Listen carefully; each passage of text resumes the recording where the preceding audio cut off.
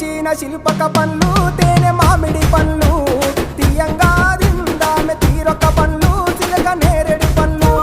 కాబోళ్ళు ఇచ్చిన మక్క కంకులు అవి పాల కంకులు కాల్చుకొని తిందాము కందికాయలు పచ్చి పల్లికాయలు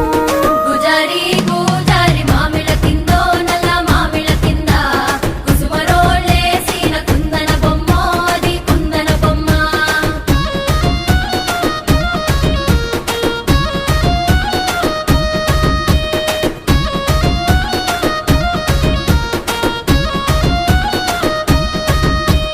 బెస్తలు పెట్టిన పచ్చి చేపలు అవి వట్టి చేపలు